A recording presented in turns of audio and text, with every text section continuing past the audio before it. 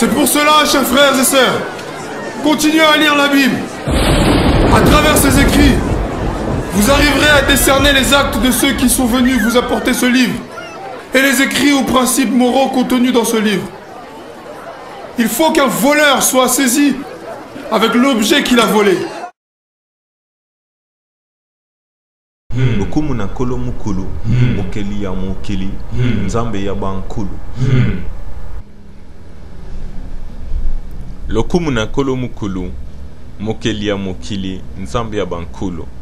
Louange au créateur de l'univers, salutations de paix, de vie, de force et de santé à tous. Donc chers frères et sœurs, je fais cette vidéo parce que ces derniers temps, j'ai beaucoup entendu dire que la lettre J n'existe que depuis le XVIe siècle. Par conséquence, Jésus ne pouvait pas s'appeler Jésus. Tout comme tous les personnages bibliques, les villes, etc. Par exemple, Jérusalem, Jacob, Joachim, Judas, etc., etc. Donc tous ces noms ne pouvaient donc pas contenir la lettre J, puisque celle-ci n'aurait été inventée que au XVIe siècle. Je dois signaler que pour certains noms, je suis tout à fait d'accord, ou je pourrais être tout à fait d'accord. Il n'y a pas forcément la lettre J dedans. Mais pour d'autres, comme par exemple Jésus, l'une des prononciations les plus proches de son nom originel peut s'écrire avec la lettre J, ou tout du moins, l'une des variantes, en fait, du nom originel, ancestral de Jésus, eh bien, peut s'écrire très bien avec la lettre J et se prononce aussi avec la lettre J. Donc, c'est presque Jésus, pratiquement. Donc, on pourrait presque l'appeler Jésus.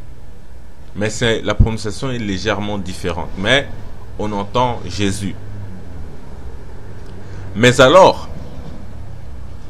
comment cela serait-il possible si, comme on nous le dit, la lettre J n'existe que depuis le XVIe siècle?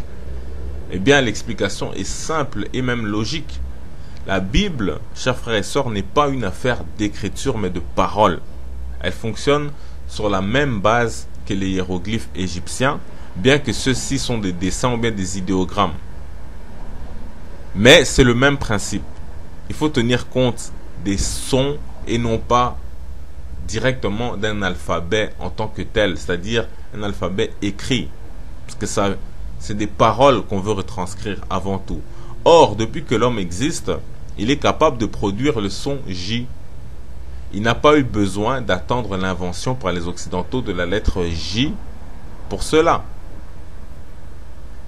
Ce n'est pas parce que on vous dit que le J pouvait se prononcer comme un I ou bien un Y que le son J n'existe pas là-dedans, qui doit être exclu. Et il faut dire que moi-même, avant 2018, et donc le Kwankulu, cet argument de la lettre J pouvait passer, parce que je ne faisais pas attention.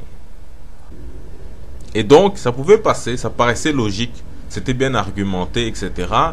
On a par exemple les gens de Israel United in Christ aux États-Unis, qui est un mouvement en fait israélite d'Afro-Américains aux États-Unis, qui définissent les fils d'Israël comme étant, par exemple pour la tribu de Judas, c'est eux les Afro-Américains, et quelques-uns qui sont dispersés dans le monde.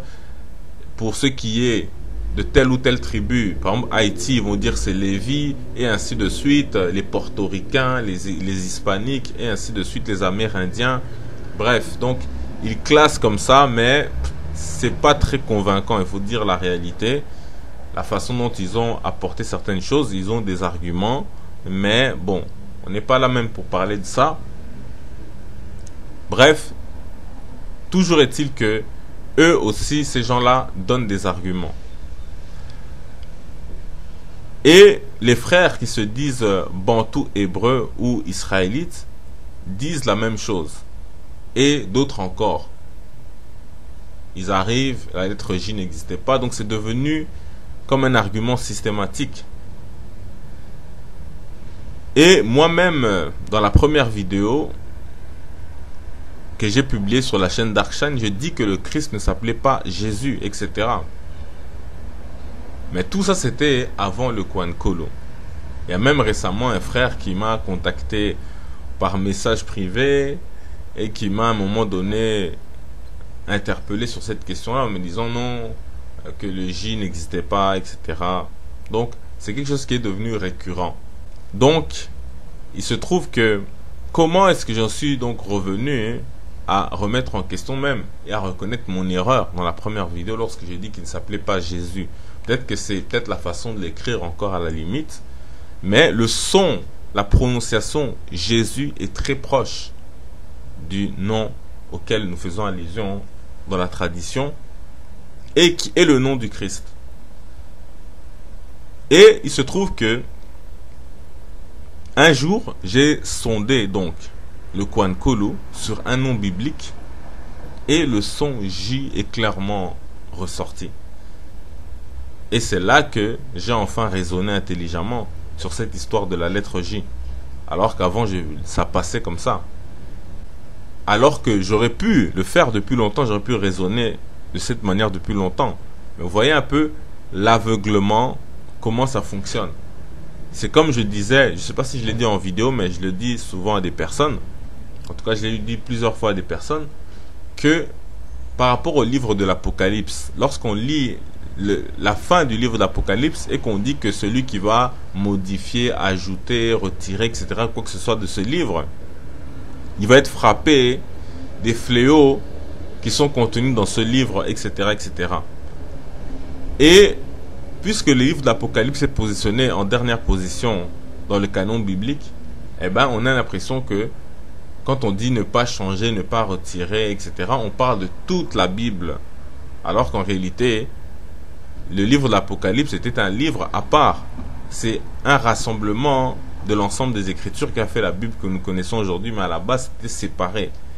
Donc, mais comme les gens naissent à notre époque avec des Bibles unifiées, avec tous les livres à l'intérieur, donc forcément, ça paraît que c'est la conclusion de tous ces livres-là, etc., etc. Bien évidemment, ce n'est pas une justification de dire que l'on peut omettre, modifier, enlever, ajouter ou je ne sais quoi, mais néanmoins, simplement pour faire comprendre que le raisonnement ne vient que lorsque on a une information supplémentaire qui vient en quelque sorte nous éclairer, nous apporter un éclairage là-dessus. C'est la même chose avec le Kwankolo. C'est là que j'ai commencé à raisonner en me disant mais finalement ça ne tient pas la route cette affaire de la lettre J. En effet, dans nos langues africaines, on a plein de mots avec le son J. Par exemple, du côté de ma famille paternelle, on vient du village qu'on appelle, ou non, plutôt de la ville qu'on appelle Lodja. Et du côté maternel, une femme ou bien une épouse se dit Mukaji. Donc c'est du Chiluba. Pour ce qui est de Lodja, c'est tété là comme on les appelle, ou Okuchumembele. Donc les batétés là comme Lumumba, etc. Là c'est du côté paternel. Et du côté maternel, c'est ce qu'on appelle les Luba. Mais c'est là encore c'est Kalala Ilunga, etc. Et donc, ce sont des mots, des noms avec la lettre J qui sont issus de nos traditions et de nos langues africaines. Les noms les plus célèbres, justement, du côté paternel, c'est des noms comme Owanji. La lettre J est là en permanence. Ce sont des mots issus de nos langues africaines. On n'a pas attendu l'invention de la lettre J pour commencer à utiliser le son J. D'où vient ce raisonnement? Vous voulez faire croire au monde que les Israélites ne connaissaient pas la lettre J, ou le son J plutôt, pardon. De même, pensez à Abidjan en Côte d'Ivoire, à Abuja au Nigeria, pensez au Djoula, à des noms togolais comme Adjalogo, etc. Donc tout ça, est-ce que vous allez peut-être venir nous dire que c'est l'invention de la lettre J par les Occidentaux qui nous a apporté tous ces noms-là? Si vous le pensez, ok, mais alors, on va dire quoi de la Chine? Le président actuel s'appelle Xi Jinping. Et comme j'étais pas sûr en fait de sa prononciation, parce que le Xi là en question se prononce Chi à peu près. Alors j'ai été sur YouTube et on donne la prononciation et le son J clairement que vous pouvez entendre sur YouTube. Xi Jinping, Xi Jinping. Donc les Chinois aussi, est-ce qu'on va dire qu'ils ont attendu les Occidentaux pour parler ainsi avec les sons J? Et si vous le croyez, sachez qu'il y a par exemple l'empereur Han Jingdi. Donc je répète, l'empereur Han Jingdi, qui a vécu au 2e siècle avant l'ère chrétienne. Et ce n'est qu'un exemple parmi tant d'autres, dans plein de pays du monde entier.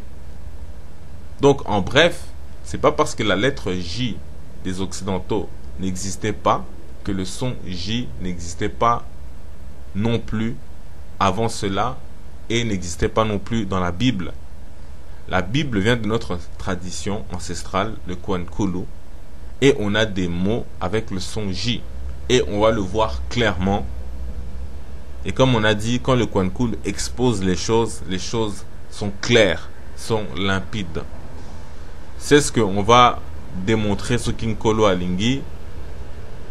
Prochainement, le Kum Nankolo Tatanzambia Bankulu, paix, vie, force et santé en salutation. Yaya Kwankolo, Yaya Kwankolo.